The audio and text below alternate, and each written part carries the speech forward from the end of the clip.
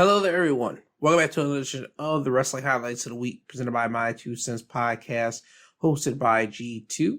I am G2. The Wrestling Highlights of the Week is for when I talk about everything that happened in the world of professional wrestling that comes from the world of WWE, AEW, or a TNA. Now, I want to give further heads up here. I won't be talking about TNA this week because TNA had their show on Access. It was pretty easy standard television.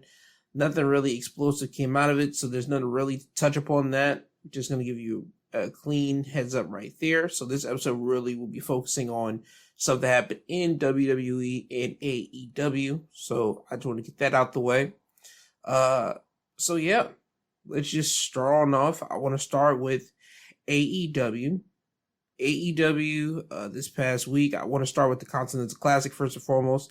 I want to start off what happened there on last episode. I gave you the heads up or at least the brackets for the Continental Classic. Well, I have to update you guys in here. On last week's episode of Collision, you had Darby Allin defeating Commander. You had Kyle Fletcher defeating Okada, and you had Mark Briscoe defeating Daniel Garcia. And on this week's episode of Dynamite, you had Will Ospreay defeating Claudio Castagnoli, and you had Ricochet defeating Brody King. So as it stands, the brackets for the Blue League, you have Kyle Fletcher at the top with 9 points, Daniel Garcia and Okada both with 4 points. Shelton Benjamin and Mark Briscoe have 3 points, and the Breeze Mortos is still sitting with a donut, a fat 0. And we switch over to the Gold League. You have Will Ospreay and Claudio Castagnoli and Ricochet, all 3 men with 6 points. Brody King and Darby Allin with 3 points, and Commander, is still sitting at a fat donut, a 0. Now, I don't expect Commander to be getting any type of big wins, to be honest with you, because he had to take over for Juice Robinson, who had to drop out of the tournament because he got injured in a match with Will Ospreay, so that's why Commander had to step in. So I don't expect Commander to be getting any type of win, to be honest. If I were to look at it right now, because Commander has won against Ospreay, Ricochet, Darby Allin. He's only got 2 matches left, and he got Claudio Castagnoli and Brody King. I don't expect him to beat a Brody King because that will mean absolutely nothing, to be completely honest. Getting a shock win over someone like a Claudio Castagnoli, I think that would do something for Commander. I mean, it would give him a little pep in his step. So if they were to give him a win, I would say we give it to him whenever he faces off against Claudio Castagnoli. So that's just my thing on that. But as it stands, Kyle Fletcher, he is leading the Blue League, while we have a 3-way tie for the Gold League, Will Ospreay, Claudio Castagnoli, and Ricochet there. Now, with that said, that is the standings of the Continental Classic. I do want to break down stuff that did happen on AEW Dynamite. On Dynamite this week, we had Adam Cole going against Kyle O'Reilly to see who will be facing off against MJF at World's End for the AEW Dynamite Diamond Ring. Adam Cole will be facing off against MJF at World's End. Nobody was shocked at this, but what I will say people were shocked about, MJF. He actually appeared in person on AEW television, and he hasn't done this in some time. The last time he was on AEW television was at Full Gear when he against Roderick Strong, and before that, I would say the last time he was on AEW television was what? The week before All Out. I'll give it that. The week before All Out. That was whenever he was in that feud with Daniel Garcia. So that was the last time we had MJF literally on Dynamite. Ever since then, he hasn't been on Dynamite on our screen in front of the people. He's always been on a pre-recorded tape that they would show on the Titantron. So when MJF did pop up towards the end of the match with Adam Cole and Kyle O'Reilly, and he tried to screw Adam Cole out of the match, and Adam Cole would basically see it and try to super kick MJF, and MJF would just duck it and drop off the apron. We already knew right then and there that Adam Cole was going to be the guy. Even before the match even began, Adam Cole was going to be the guy to face off against MJF at World's End, because it got to end this rivalry between these two guys. Because I said it last week, people online have been talking about how they just want Adam Cole and MJF to go about their separate ways. This rivalry between the two guys has been snake bait, from Adam Cole getting injured last year to MJF getting injured, or having to, not going to say get injured, but heal up from the injuries that he took all of last year, to, I would like to say, what? MJF coming back and him being like the good guy there, like whenever he gave Adam Cole a brain buster, I believe it was at Wrestle Dynasty, and people thought they would just end it right there. Then Adam Cole came back and he just faced off against, he wanted to get MJF after that. People have not really been hooked into this rivalry, and I understand why. Because again, it's been up and down for legit the past year. Because you didn't know when Adam Cole was going to come back from his ankle, like, blowing up on him last year, and him having to re-heal from that. I understand people, like, really figuring out, okay, what are we doing with this? To MJF coming back and brainbustering Adam Cole when Adam Cole was not healthy yet to get back in the ring. And MJF giving that whole speech saying that he's done with the devil stuff and that he just buried Adam Cole and he's on to bigger and better things. I get it. And especially with now the adding of Kyle O'Reilly into this, I understand why people are not too enthused with this rivalry between Adam Cole and MJF. I get it. I truly do. And I thought that they would at least be able to try to turn this around some way. But boy, it just didn't happen. I wanted more in face-to-face, like, war of words between Adam Cole and MJF. I think that if they would have gotten in the ring with one another and they actually got to have that verbal joust with each other, we at least could have right this ship and at least get this rivalry the way that we need it to go. Because I said it, I want to say a month or 2 months ago, whenever they really started to at least put something on here when Adam Cole came back. I said this could have been AEW's, WWE's version of Drew McIntyre and CM Punk. Because Adam Cole and MJF, both men, have a legitimate gripe about wanting to get at one another. And it could have the fans cornering either man, being on either side, being on either team Adam Cole or team MJF, because you got to remember, why did Adam Cole do what he did to MJF? He said that he wanted to rid AEW of MJF because MJF is a complete prick. He's a douche. And MJF is. Because you guys got to remember everything that MJF did before he teamed with Adam Cole and became Better Than You, baby. MJF was a devil. He was a dick. He was a complete douchebag to everyone, and everyone knew it. And Adam Cole creating the whole Undisputed Kingdom, that whole devil stuff. He wanted to suck MJF and make him pull his guard down and basically just stab him in the back and just destroy him. And he did that for the betterment of AEW in his mind, and the betterment for the people in the back and the fans. That's the reason why Adam Cole did what he did to MJF. And the reason why MJF wants to get at Adam Cole was because you made me believe in you. You made me feel that I can trust you. You made me feel that you were actually a friend. And you stabbed me in the back. That is MJF's whole thing with Adam Cole. To be damned, you being already a prick, MJF was. Because MJF has already stated that he was a prick. He was a bad guy. He was a scumbag. But just in that partnership that he had with Adam Cole. You felt something for MJF there, and MJF felt something different in himself. And that's why MJF feels that he can get at Adam Cole, because you took everything away from him. You took my AEW World Championship away from me. You took my sense of being able to open up to someone truly away from me. That is why MJF was going after Adam Cole. Both men have a legitimate gripe for doing what they're doing or hating each other, but as a fan, you had to pick a side, or at least see from both men's vantage point about why they hate one another.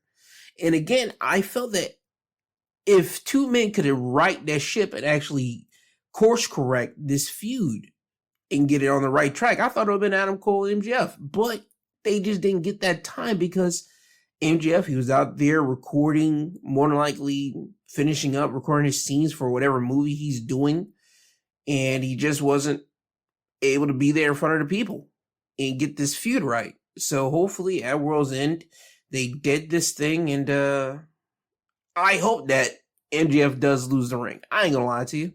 I hope MJF loses that ring. I hope Adam Cole does take that ring and probably stomp it out something, because I'm tired of MJF constantly winning that freaking Dynamite Diamond ring, and we're always stuck in the same plot with MJF with that ring. We need to get MJF some type of new wrinkle, something new for him to do.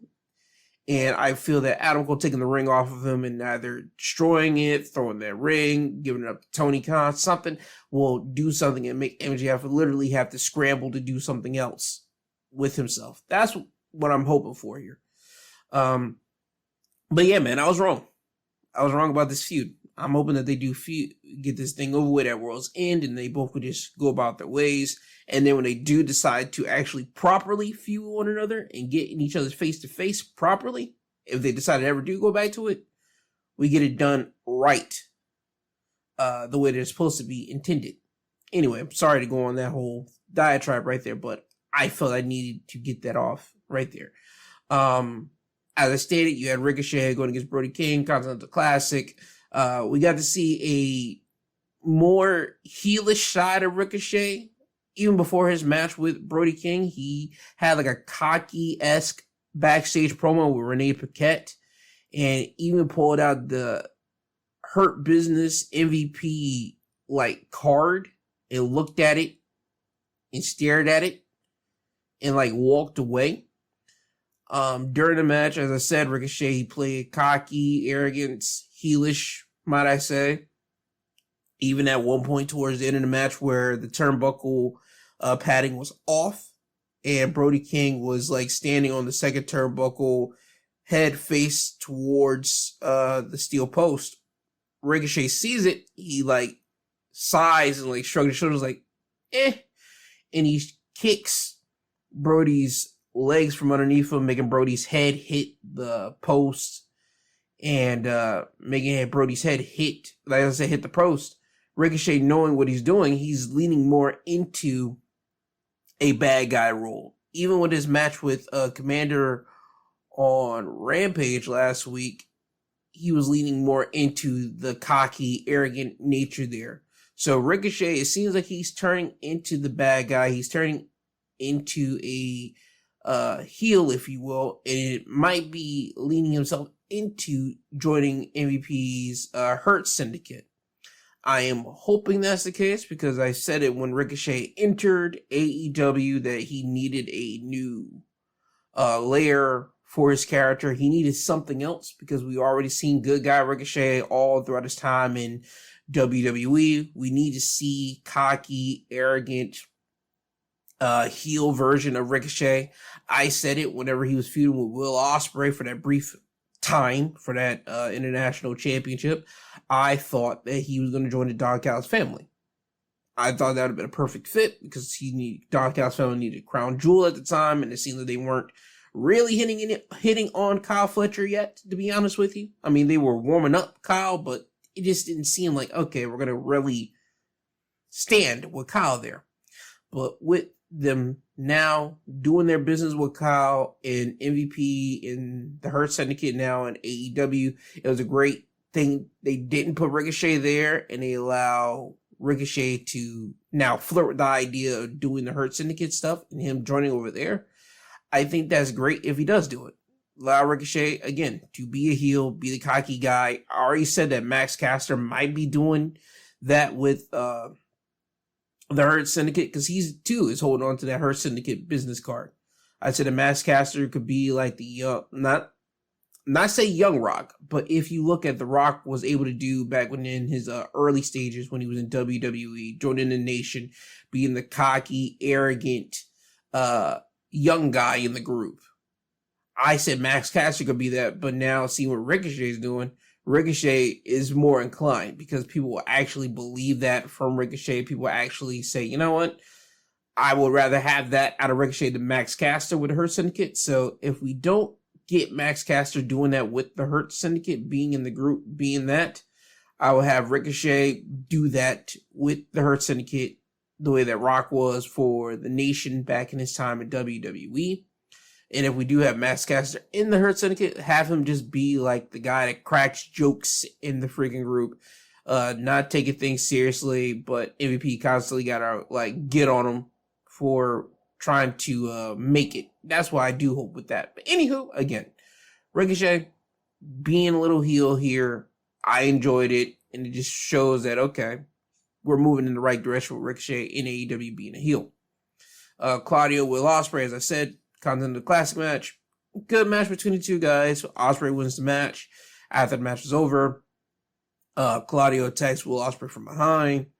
Darby Allin will come down to make the save for Will, and Claudio would just leave the ring, go through the crowd as he usually does, and you see Darby just walk up the ramp a little bit, turn around to look at Will, because they have their match for one another in the Continental Classic next week on Dynamite. So that gives a little anticipation there.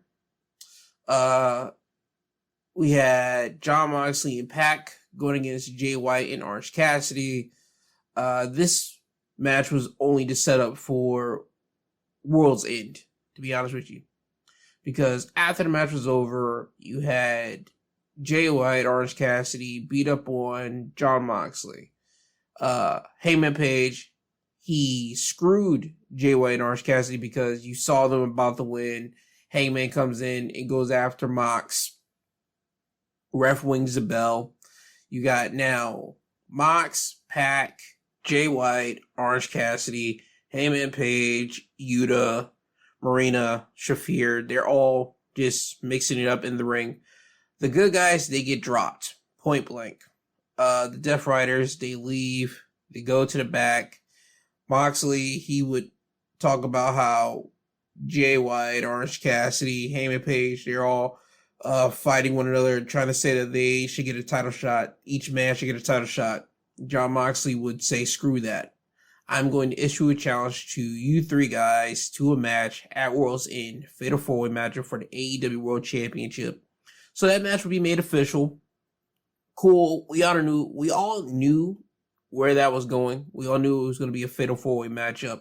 The thing with this is that on the outskirts of this, you have to watch out for Christian Cage.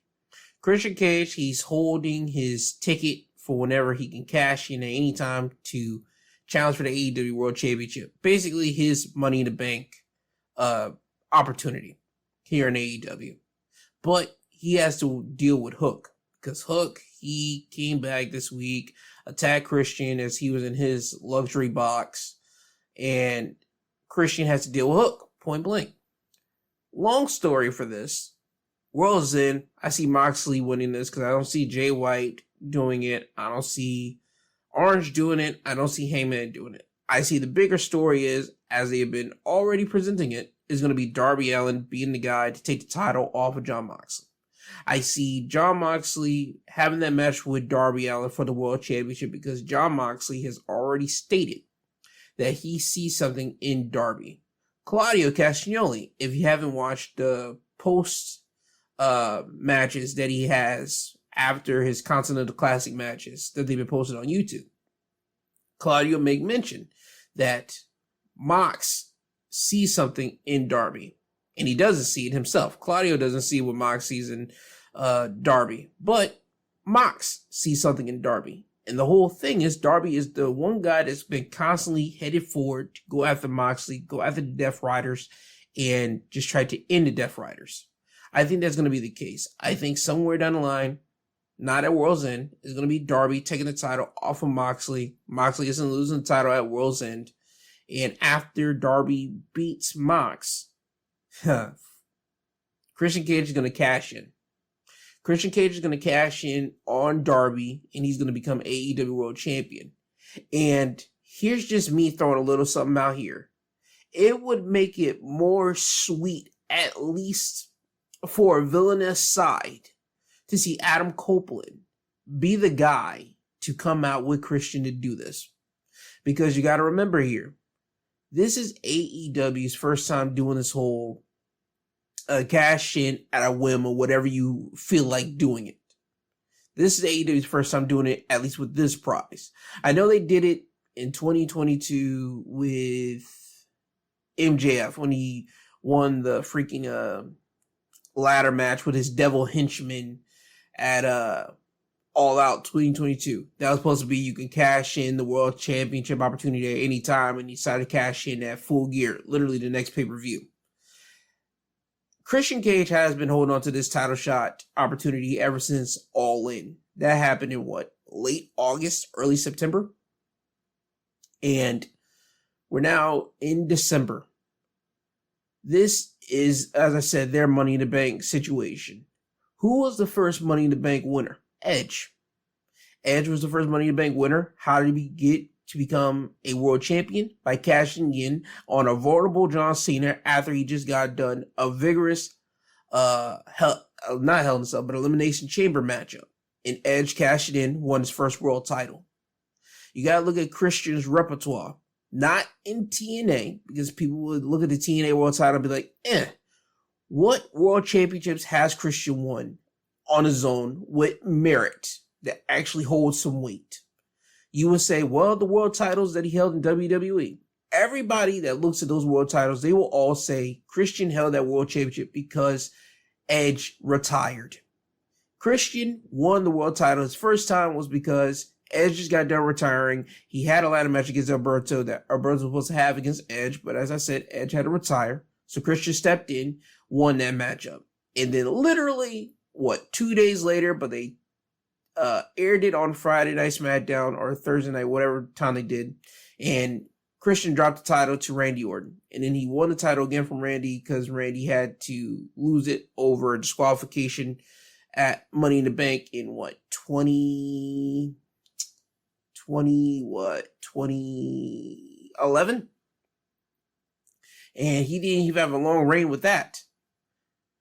It would be sweet for Adam Copeland to be the reason why Christian wins the title here. I understand we don't have to do it, but I feel for me, it would be great for Adam Copeland just to reconnect with Christian. That would be a way to do it, but if they don't, whatever. But Christian doing what his buddy did by cashing in his opportunity on a vulnerable, beat down Darby Allin, I think it'll be a nice feather in the hat for Christian to have a world title and winning it dubious manner, this exact same way that his buddy did. I would think that would just be sweet. You can have Adam Copeland help. You cannot have Adam Copeland help. It doesn't matter. Christian is basically going to win from Darby Allin, doing the exact same way that Edge did it. Adam Copeland did it at his time in WWE. But as I said, World's End, when it comes around the time, Jon Moxley isn't doing it. I mean, Jon Moxley is winning a title there. He's not dropping it there. And Christian is not becoming champion at World's End. Main event was Mariah May going against Mina Shirakawa for the AEW Women's World Championship. Mariah May would retain her championship. Thunder Rosa was in the crowd. Thunder is looking at the matchup because we see that Thunder's potentially like the next person up to go after the AEW Women's World Championship. After the match was over, a returning Toni Storm would pop up, and is not the timeless Toni Storm persona. No. That character is gone. Toni Storm has brought back the Rocker Toni Storm. The Toni Storm that came into AEW, that presentation she has brought back. I'm not mad at it because you know what? Sometimes you guys got to become something new to find yourself. That's what Toni Storm did. She had to turn into something that she wasn't to find herself. And I feel with her doing the timeless Toni Storm character, she was able to find her way, find her rhythm, and be like, okay, I did this. I want to go back to my original presentation when I came into AEW because that presentation didn't get the love that it was supposed to receive. It didn't, because if you look at Toni Storm's time in AEW, the rocker Toni Storm came in, got a little bit of airtime. She became the interim AEW World Champion when Thunder Rosa was injured. And then when she finally became an official AEW World Champion and they gave her the actual license, the title for it, she lost it that exact same night to Jamie Hayter. And then she ended up teaming up with Saraya and started becoming the Outcast with Ruby Soho. And then that's whenever she started going on the downward spiral to become timeless Toni Storm. Rocker Toni Storm didn't get to have a good presentation, a good actual momentum in AEW. It didn't. So with her being able to bring this back after having done the whole timeless Toni Storm stuff, it's going to be interesting to see how the people actually interact with rocker Toni Storm. It's going to be interesting to see how Toni Storm talks about her previous self. Will she acknowledge going through a metamorphosis from timeless Toni Storm to going back to this, or will she act like that never happened, like she was in a whole trance or something at a time? Again, it's going to be real interesting to see how she plays it along with the rest of the people and how it goes about. But you do know that she is going after Mariah May for the AEW World Championship. You do know that. It's not going to happen at World's End. They probably might not have it at Revolution. They probably might do it at their Australian event in the new year, early new year 2025. So that's what's happening there, at least in my ideology of what should happen there. But yeah, rocker Toni Storm is back, so we'll have to wait and see what happens more with that. I don't think there's anything else to happen on Dynamite, at least in my recollection. So with that, that is your AEW Wrestling Highlights of the Week. And now I want to move over into WWE. I want to go into their developmental brand NXT first because this is the fallout from Deadline. The important stuff that happened on NXT this week was Ethan Page. He didn't win the Men's Iron Survivor Challenge. He's been on a downward spiral, at least in his own personal opinion, because he feels that he's been 18 years in the wrestling business and he's been on a losing end. He lost the title to Trick Williams. He lost his rematch to Trick Williams to try to get back the NXT Championship. He lost the Iron Survivor Challenge. And he feels that he just doesn't know what he can do to get back to that top. And you see them play that video of him talking about this. And you have all the mid-level guys watching this video. Tony D'Angelo will walk up with his crew holding the North American Championship.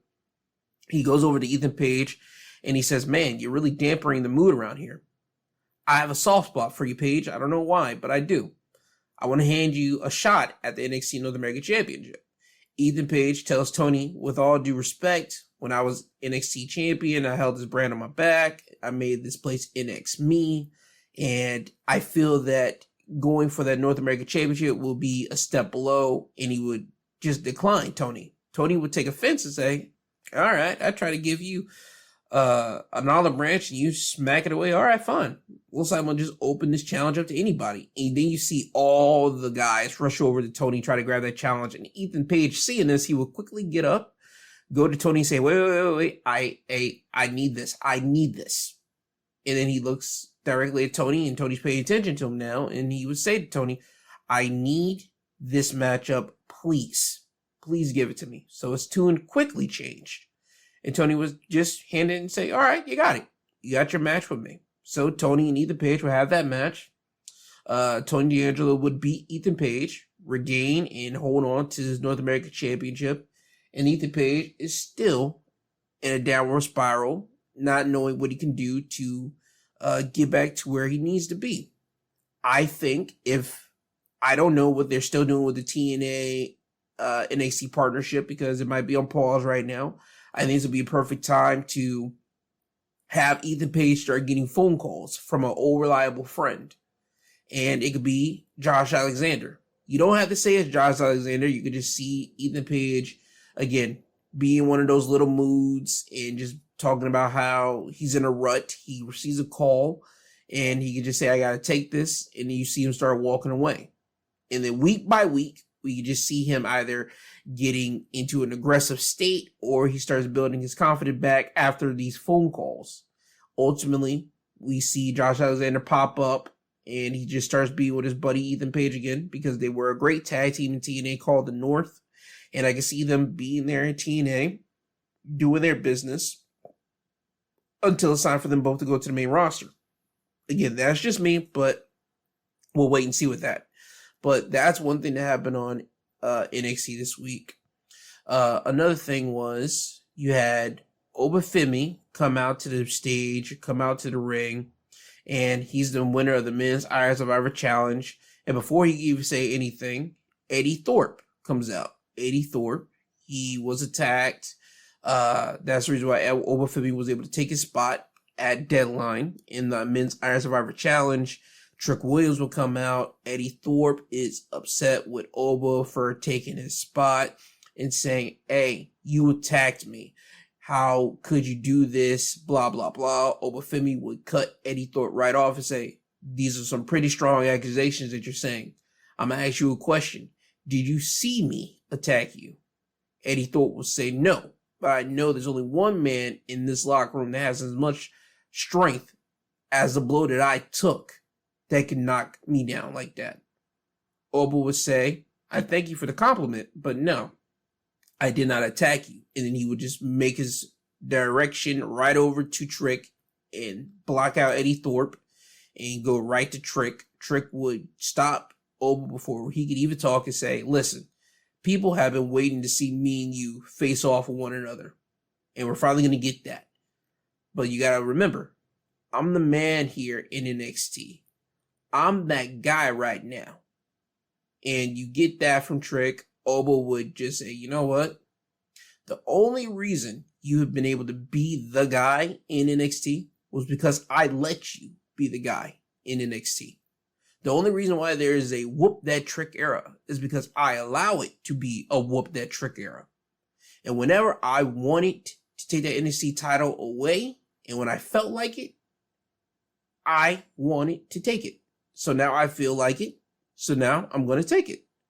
So you get that between these two big guys because people have been waiting for Oba and Trick to get it on with one another.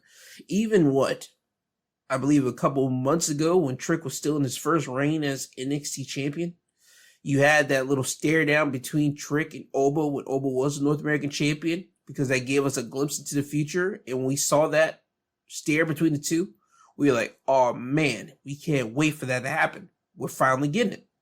So it's going to happen on, I believe, January the 7th in 2025. Oba will leave the ring. Eddie Thorpe would go at Trick for saying, you didn't even press Oba for taking my spot. What are you doing? And Eddie Thorpe would just start to gas up Trick Williams, saying that he's not a real champion. This isn't the guy here. You mean to tell me this is the guy that I'm supposed to look up to? This is the guy that we're all supposed to be looking up to here in NXT? You mean a guy that wouldn't last 2 weeks in the Tokyo Dojo the same way that I was able to? You mean a guy that was left off of the Eagles training camp that came here to WWE, and that's when Trick just cut him off and say, shut your mouth. And Trick would say, you know what? I'm tired of you. If you want a match for the NXT Championship, you got it. We can make this thing happen next week. Trick tells Ava to run it up, and you see him deck Eddie Thorpe in the mouth and then leave the ring. Now, by the end of NXT, literally the last segment that we see on NXT, you see Eddie Thorpe get the contract from Ava, sign it. We get the match made official. Ava tells Eddie, we're still looking to see about who attacked you. Eddie will tell Ava point blank, I know who attacked me. And Ava would say, what? Eddie would say, yeah, I know who attacked me. You're looking at him. Eddie planned this whole thing out for him to literally win that Fatal 4-Way matchup that he did last week to get himself into the Men's Iron Survivor Challenge, only to take himself out of it so he didn't have to compete in that Men's Iron Survivor Challenge to deal with 25 minutes of hell to get a shot at Trick Williams' NXT Championship. He tells Ava all of this, and he says, I want to say thank you for that contract, though. I'll see you next week. And Ava just quickly snatched the contract away from him after he's already signed it. So Ava got duped by Eddie Thorpe. Eddie Thorpe's master plan of getting a NXT Championship opportunity worked. So he'll be facing off against Trick next week in, they say, Lowell, Massachusetts. I feel they're going to do a double taping there because holiday season coming up.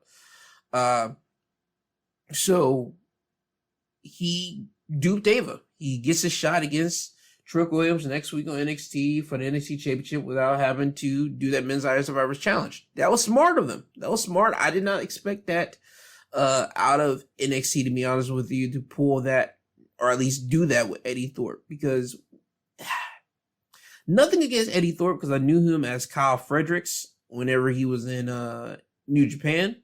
And when he came over to NXT, I thought, okay, I don't know what they're going to do with him, because I know they want to do something with him, but they don't know. I just couldn't see it.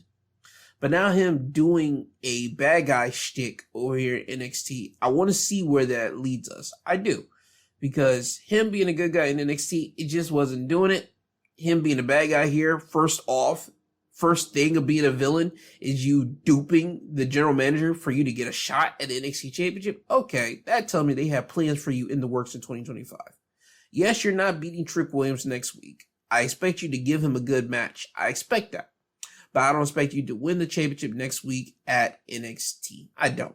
What are they going to do with you in 2025? That's going to be the big picture for me, looking at Eddie Thorpe's career in NXT in 2025. So them already starting off with him being a bad guy by duping Ava, I do like it. I didn't expect it, so bravo to NXT.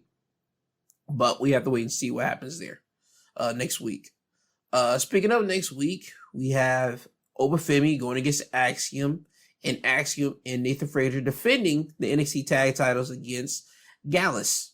This happens because we get Axiom and Nathan Frazier backstage in a segment. Axiom is talking to Nathan Frazier, saying, man, you almost had the Men's Iron Survivor Challenge matchup won. Nathan Frazier said, yeah, but hey, man, you gotta look on the bright side. We still came out champions at Deadline. Axiom will get a little bit frustrated, not with Nathan, but just with the idea that Nathan didn't win it, the Men's Iron Survivor Challenge, saying, man, I would do anything for you to win this, because Axiom's truly about his partner, truly about that partnership that he has with Nathan, and he wants Nathan to win. He wants to see Nathan win. And he says, I have something that can fix this. Nathan tells Axiom, no. I have something that I can fix this, because Nathan feels appreciative of Axiom for one, cheering him on, but also for Axiom being the guy that really wielded their team in their tag team win at Deadline. He says, I have something that can fix this. I have something. So you see both of them go about their different directions. Later in the night, they meet back up. Axiom talks about, hey man, I have a match with Obafemi next week. And you see Nathan Frazier just looking at Axiom, and he says, you did what? Axiom would say, yeah, I got myself a match with Obafemi next week because look at you, he did this to you. So I want to stick up for you, my partner. And Nathan says, amigo, I appreciate it, but man, God, I did something for us. I got us a tag team. I got us a tag team matchup next week for the tag team titles, putting our tag team titles on the line. Nathan will look at Axiom, and Axiom's looking at Nathan, and he says, you did what? Yeah, you You led our team into a match at Deadline and got us the win. I wanted to repay the favor. And you see Axiom looking down. He says, so I got 2 matches next week. That's what you're telling me. And Nathan would say, yeah. Axiom would say, you know what? If you're able to do it at Deadline, I should be able to do it next week on NXT. It should be fine. So we're going to see how that goes with them next week. And again, I like the dynamic between Nathan and Axiom. I like what they're doing. If they lose the tag team titles next week to Gallus, I'm going to be shocked by that, to be honest with you, because Gallus hasn't been doing nothing on NXT in some time. So for them to get this match and them to potentially be the NXT tag team champions next week will be extremely wild if they go that route. But again, Gallus is a former NXT tag team champion, so it'll be interesting to see what they do there. In the main event this week of NXT, we had, hold up before I get there, we had a return to NXT. Let me stop right there. We had in a matchup, Fatal Influences, JC Jane, and what's the girl's name? I believe her name is Jasmine Ninks. There it is. Going against Gigi Dolan and Tatum Paxley. Fatal Influence would get the win. After the match was over, all 3 members of Fatal Influence would beat up on Gigi and Tatum until Shotzi Blackheart comes down. Shotzi, she made her way back to NXT. She's there now. She is now with Gigi and Tatum. So it seems like we're going to get a 3-on-3 with those ladies. That's cool. Happy to see Shotzi back. Great. Main event time, NXT. It's a women's tag matchup. We have the NXT Women's Champion Roxanne teaming up with Cora Jade to go against Julia and Kalani Jordan. Cora Jade and Roxanne would get the win when Roxanne would hit, I want to say, Kalani Jordan with the double underhook DDT after Roxanne already hit the pop rocks on Kalani outside the ring. So Cora gets the win for her team. After the match was over, Stephanie Vacour, music would hit. Titantron would play Stephanie Vacour because at the beginning of the show, Julia came out talking about how she's the women's winner Iron Survivor matchup. Roxanne comes out there to taunt Julia. Cora Jade comes out, attacks Julia. Kalani comes out to make the save. You see them go in the trainer's room. And they talk about how Stephanie Vacour is in the trainer's room. She got attacked by Cora Jade earlier. So this is the reason why Stephanie Vacour is out here to go after Cora Jade after their tag matchup. Stephanie would attack Cora, beat up on Cora, chase her out of the ring into the crowd. So you can tell that Stephanie is dealing with Cora Jade as Julia is going to be dealing with Roxanne Perez as Roxanne and Julia have their match on January the 7th at New Year's Evil. So that was NXT. Again, a lot of moving parts on NXT. I enjoyed it. I did like Javon Evans going against Wesley. They had their matchup. Javon would beat Wes in a great match. So Javon is 2-0 on Wesley. Again, I like it. I enjoy what they're doing there. So that tells you that they can make a feud even with 2 guys that doesn't have to include a championship feel important, because those are 2 guys that you do need to watch out for in 2025 for NXT. Wesley and Javon Evans there. Yeah, NXT, again, they're showing you what they can do. I do like how they fill out that 2 hours time from beginning to end. I enjoy it. I enjoy NXT. Now, moving off NXT, let's go over into the main roster. The main roster was quite simple this week. They're building towards Saturday night's main event. By the time you're listening to this, it's be happening tonight on Saturday. So on Monday Night Raw, I would say we got the introduction of a new matchup that's going to happen on Saturday night's main event. Sami Zayn versus Drew McIntyre. Because Drew is going after everyone that basically teamed with Roman Reigns at Survivor Series. He even said it in a freaking video promo. He talked about how he was home after his match with CM Punk at Bad Blood.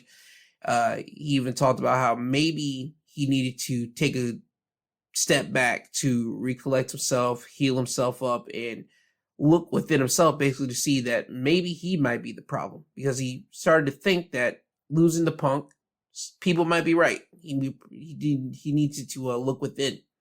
But then when he looked at Survivor Series and he saw all of them standing right next to Roman, Punk, Jimmy, Jay, Sammy, that's when he knew he had to come back.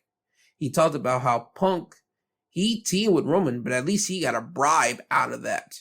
When she's talking about Punk's whole deal with Paul Heyman, the favor. Well, Jimmy, Jay, and Sammy, they went back to Roman like at a snap of a finger for nothing.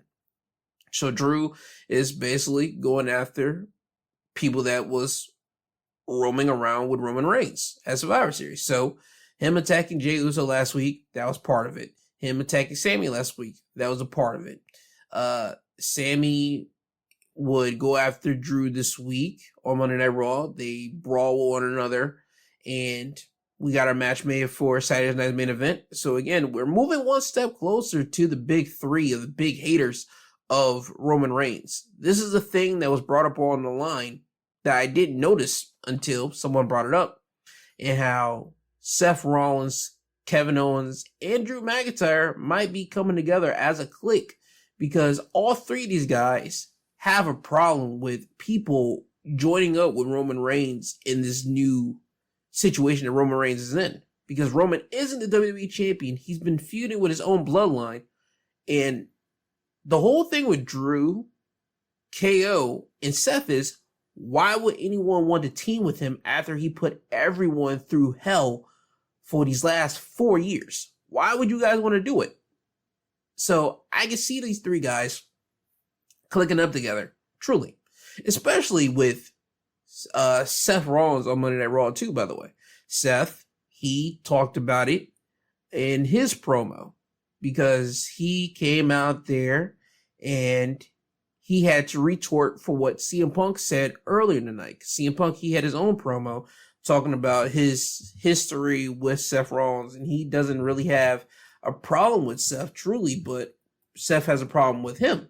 And again, as I stated, he recounted his history with Seth, talking about how he met Seth mad years ago, and how Seth wanted Punk to train him when Seth was 16, and he wanted to do it for free. And when Punk happened to be like Seth's hero, somehow, some way, we get into what was it that Punk said in his promo?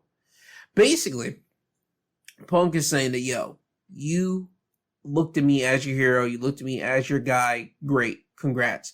But when I happened to dip, you weren't happy with me.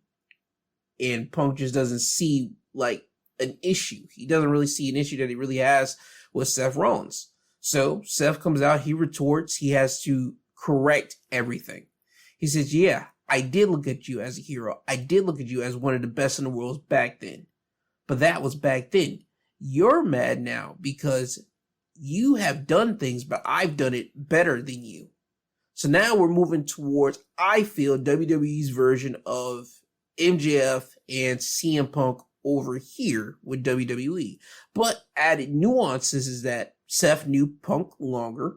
Seth had a personal relationship with Punk, even recanting to the time when Punk left WWE, and how Punk cut off anybody that was still dealing with the WWE, working with the WWE when he left. Because Seth talked about when Punk left initially, he called CM Punk, and Punk never picked up the phone. And again, that goes into, you guys picked WWE, your dream job, over your friend. That's how Punk viewed it from Seth's point of view there at the time. So you got that. You got Seth digging into the bag of when he talked about how Punk left WWE, besmirched WWE for many years, had a failed career in this and that, then came back here for a buttload of money. And Seth isn't cool with that. And again, this is digging into the whole, as I said, CM Punk and MJF bag. And this is digging into the Seth Rollins and Cody bag. Because if you remember, when Cody came back, what did Seth hate? Seth hated that Cody is coming back here trying to take the spot of his, trying to be the main guy in WWE. And what did Seth say? Seth hated that Cody left, and that while he left WWE, he was doing what? Besmirching the WWE.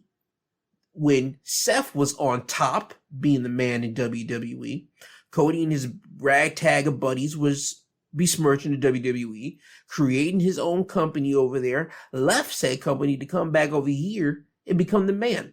Seth didn't like that. So that's basically the same virtue avenue that we're getting here with Seth and CM Punk. And everything that Seth said, he has a valid reason not to like Punk.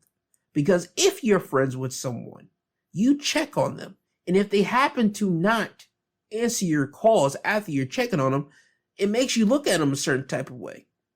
And then whenever they're gone away from said company that you're now the man of, and they start besmirching the company that you're the man of now because you're at the top, you look at it some type of way like, yo, dog, you could have not said this right now because I'm the man of this company. And if you're besmirching it, dude, they're going to look at this company a certain type of way as I'm the man on the top right now. What are you doing? So Seth has a legit personal reason why he wants to get at Punk for all of this, for you now to be back here and everyone's treating you favorably after everything that you've done to this company, said what you said, and all this type of crap, and what you've done to me as a guy that actually was a friend of yours and a guy that looked up to you. So again, I can see Seth digging into, teaming with a Drew McIntyre, teaming with a Kevin Owens to be the big three haters going into 2025 and really try to make Roman and Punk's lives hell in 2025. And it'll be real interesting if they do that, but again, we'll have to wait and see if they do that there. The women's Intercontinental Championship tournament, it still continued. This week we had a triple threat match with Lyra Valkyria going against Zelina Vega, going against Ivy Nile. Lyra would win that matchup, so she advanced in the women's Intercontinental Championship tournament. On Monday Night Raw, I'll say the biggest thing that happened on Monday Night Raw, at least for me, because I'm a big fan of what they're doing right now with this, the New Day, Kofi Kingston and Xavier Woods. They had different little backstage moments throughout the night of Monday Night Raw. The first one that you saw was whenever they came into the arena backstage. You see them, Kofi and Woods, talking to one another, as they do usually. And you see them about to dap up one of the production crew, looking for a dap, but the production crew member will just look at them in disgust and just walk away from them. And you see Woods and Kofi look at one another like, what's his problem? And then you see them walking past, I want to say, Alpha Academy with Natalya. They say, what's up to them? And you see Alpha Academy look at them in disgust. You see Natalya even turning her back on Woods. Because again, nobody's happy with what Kofi and Woods did last week to Big E. They talked down to Big E, their brother of 10 years. Nobody in WWE's happy about that. Even to the point where you see Cody Rhodes coming out of a meeting that he had with Adam Pearce, because again, we're doing the whole superstar window because the Netflix thing with Raw, you're going to have to get rosters finalized soon. Cody comes out of his meeting with Pierce. You see Kofi and Woods like walking and they meet eye contact with Cody. Cody will look at both Kofi and Woods, say, I know both of you guys. And he looked at Woods and said, I've known you since we were about kids. You both should be ashamed of yourself. And you see Woods and Kofi just walk past, and Woods more particularly said, oh yeah, I talking from the guy in high school. And if you know the deal between Woods and Cody, I'm just going to give you a quick backstory here. They have used to wrestle one another in, I want to say, high school, because they talk about on Chris Jericho's podcast some years ago how in Woods' story, Cody would kind of do some unfavorable things in their wrestling matches, because he learned from a dirty wrestling coach. And Cody would say in his stuff, nope, he just used the tactics that his coach taught him to use, and he doesn't see them as technically dirty. So you can see from Woods' point of vantage point saying, yeah, we're supposed to take lessons from you, a guy that learned from somebody dirty. So again, if you just know the backstory between Woods and Cody, that statement said you guys should be ashamed of yourself. It was great how Woods reacted to Cody saying that. We get to a backstage interview. You see Woods and Kofi get tired of this. They say, you know what? We're going to go out to the people and just speak to them. You see Woods take one of the cameras from the cameraman, and you see them start walking out to the crowd. They have no music, no New Day music play, no New Day Titantron, no nothing. So you see them just walking out to the crowd, and the crowd is blazing them with boos. I mean, booing them mofos down. I mean, this is booing central the way that I would say, you know how Dominic Mysterio first started when he became like a heel with the Judgment Day? And every time the mic was close to his mouth at the beginning of it, and it was nuclear boos, you couldn't hear nothing. You could see it on Dom's face, how he just watched as the people would boom as he constantly tried to put the mic to his mouth and they booed heavily. It was all of that, I'll say +2 or ×2 that for Woods and Kofi. They couldn't get nothing out of their mouth. I mean, they were booed central, son. The fans would not do nothing, to the fact that I started to see some people even walk up the steps and I thought they were actually about to leave to go to concessions or something. It seemed like that was happening. I thought, oh my God, are they going to have people literally start leaving out on the New Day? That is crazy. But you see Kofi and Woods, they are looking surprised at all of this, and they are saying, yo, what did we do? We did nothing wrong. To the point, you see Kofi trying to say on the mic, we could have taken a chair and hit Big E with it, but they didn't. And you see where their mind is going. They only talked to Big E. They only told him the truth from their vantage point. They didn't assault their brother physically. So they're trying to figure out what the fans are truly mad at them about. So again, they didn't get to say much out there. They couldn't even really say anything out there because the fans were booing them so heavily. And they just had to leave the ring and just walk to the back. And they were all, and you just see Kofi and Woods both just looking at one another and say, what did we do? We did nothing wrong. So again, it's real interesting to see how they're going about with this. I like how all the good guys looked at them in disgust. And I said, now, only thing we need is the heels. We need the bad guys looking at them in disgust. And then we got something cooking. Because I feel that for this to be where you need it to go, you need everyone to look at them in disgust. From good guys to the bad guys. You need everyone to look at them in disgust and really have this be sent home. That, yo, you guys did something that nobody expected you guys to do. So again, we got the good guys doing it. I need next week the heels to do that to Kofi and Woods. I do. And people might say, why would the bad guys do it? Because there's levels to being a bad guy. There's levels to being mean. Like there's your little insults to one another and people say, well, that's mean. And then there's the whole, you stabbed your brother in the back type deal. That took it a different level. And people can say, yo, that was something else. And I need them to get that type of thing to Woods and Kofi. The people looking at them that are bad guys saying, yo, that was something else. Not even something that I would do. So again, I need that from them next week. Because we already got the good guys' vantage point. We need the bad guys with that. Little thing, because it's going to be mentioned here towards the end when I talk about the Saturday Night Main Event predictions. Instead of it being Finn going against Gunther for the World Championship at Saturday Night Main Event, it'll be a triple threat match because Damian Priest, he popped back up and he went after Finn and the rest of the Judgment Day when Finn interrupted Gunther out there this week on Monday Night Raw. So at Saturday Night Main Event, it'll be a triple threat match for the World Championship. Finn, Gunther, Damian Priest, and again, I'll give my predictions towards the end of this after I get done talking about SmackDown here. So I did want to at least throw that out there. I believe that's everything that really present that happened on Monday Night Raw. So that was Raw. And now moving over to SmackDown, we found out who's going to be in the finals for the WWE Women's United States Championship. We had Mi Chin going against Tiffany Stratton, and we had Chelsea Green going against Bayley.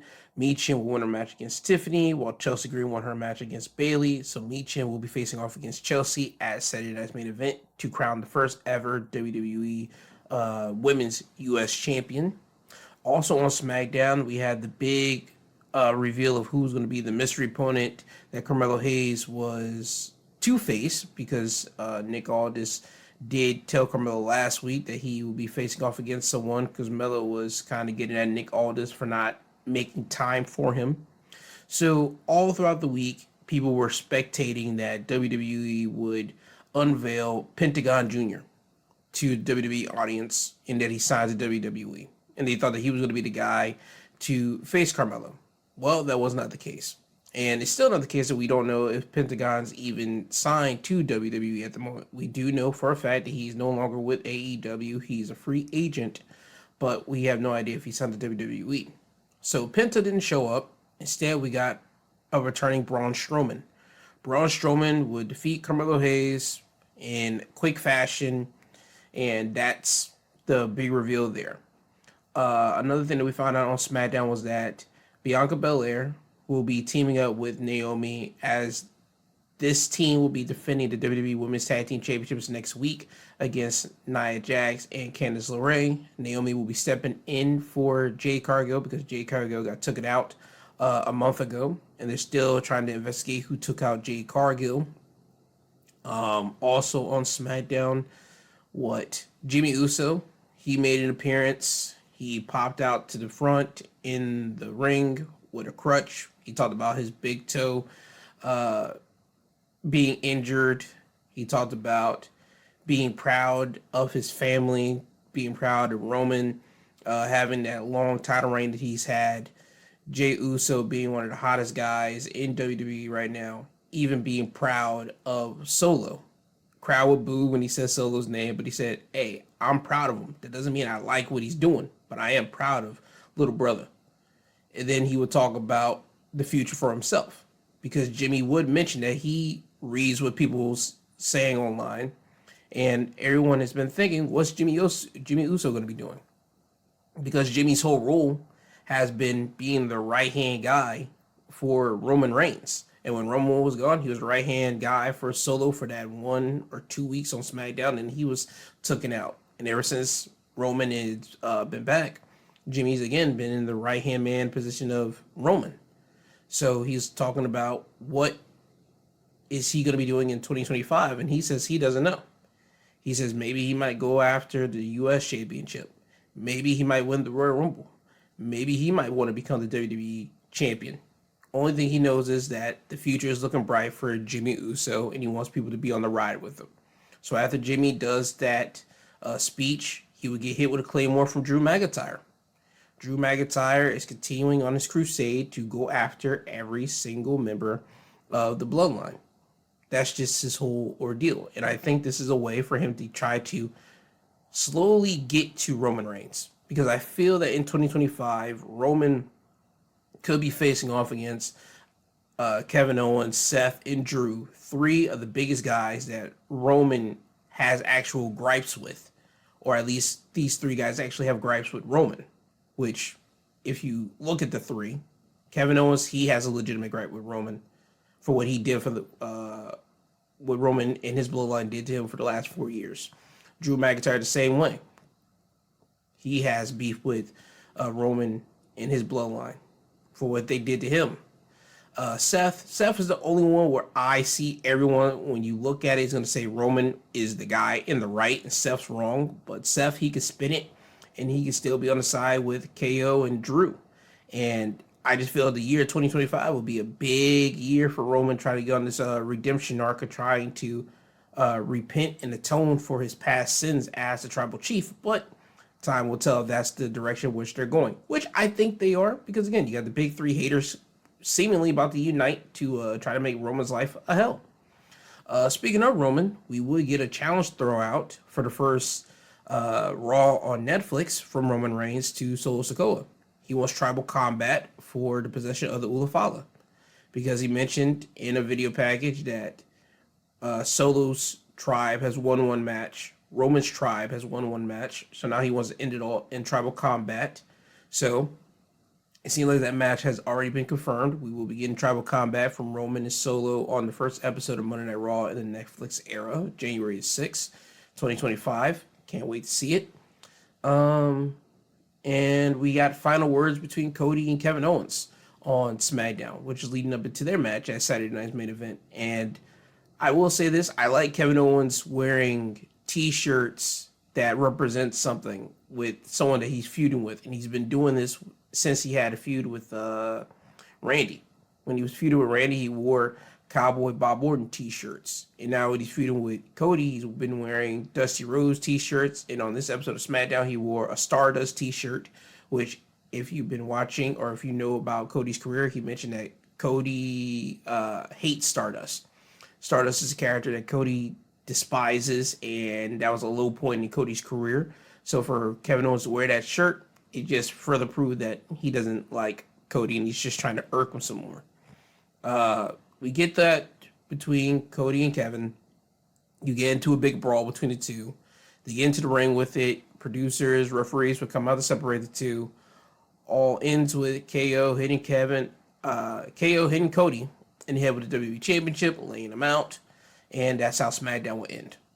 So that was your SmackDown Wrestling Highlights of the week there. And now let's move over into Saturday night's main event. As I state, we'll be airing tonight. If you're listening to this episode on Saturday, it'll be airing on NBC primetime at 8 o'clock on Eastern Time, 7 o'clock Central Time. And it'll also be streaming on Peacock at the exact same time. So you got your time if you want to listen to it. Well, not listen to it, but watch it on Peacock. You be able to stream it there live, or if you got cable, you can watch it on NBC as well, live. Saturday night main event, and by the way, that was not an ad. This is just me just telling you exactly where you can listen and or watch said event. Anyway, on the card we have Michin going against Chelsea Green for the first winner or the inaugural Women's U.S. Champion. I think that with the momentum that Chelsea Green is on, and I think people wanted to see Chelsea win the Money in the Bank briefcase this year. She didn't get it. I think they're going to go with Chelsea Green here. I mean, it's an easy layup.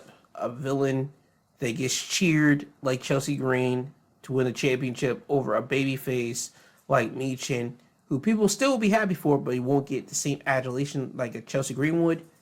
I think Chelsea is kind of like the person to go with this. And I'm not saying that Michin isn't like a right person, but just in the grand scheme of things, as of right now, I think it'll be more fanfare if Chelsea wins this. So I'm going to go with Chelsea Green with this. Io Sky versus Liv Morgan for the Women's World Championship. I see Liv Morgan retaining the title. This is her first feud legitimately outside of doing something with, Rhea Ripley. So I don't see Liv dropping the title to Io here. I feel that they're going to have a good match, but Liv's going to retain the Women's World Championship. And then we finally get a big blow-off between her and Rhea, either at the Royal Rumble or sometime on one of the episodes of Monday Night Raw in the Netflix era, because you do got to still fluff up the Raw in Netflix. You still got to do that. So Liv Morgan over Io Sky here. Triple threat for the World Heavyweight Championship: Gunther, Finn Balor, Damian Priest. I'm going to go with Gunther because Gunther's not dropping it here to Finn or Damian. I thought they were going to do their standard one-on-one between Gunther and Finn. Damian was going to come out, screw Finn Balor. Gunther was going to retain, and then we would get this triple threat match on the first episode of Raw on the Netflix platform, and that's when we could do the title change. If Finn wins this here, which I wanted him to win on the first episode of Netflix, this would be something I didn't expect, because Finn will be a double champion, and then he'll have to defend the World Tag Team titles, because he has to do that on this upcoming episode of Raw this upcoming week against the Viking Raiders. Or, excuse me, the War Raiders. They're back to their name in NXT. I think Finn winning here, it would be a great upset. I can see him pulling it off, but I think just the way that they're moving right now, Gunther is going to be the guy because they still want Finn and Priest to hammer their stuff out and take care of that business before either man can move on. So I see Gunther winning this because Finn and Priest are going to be too focused with each other, and Gunther's going to go in there, still be dominant, but he's going to win it just because Finn and Priest are too focused on each other. Sammy and Drew McIntyre.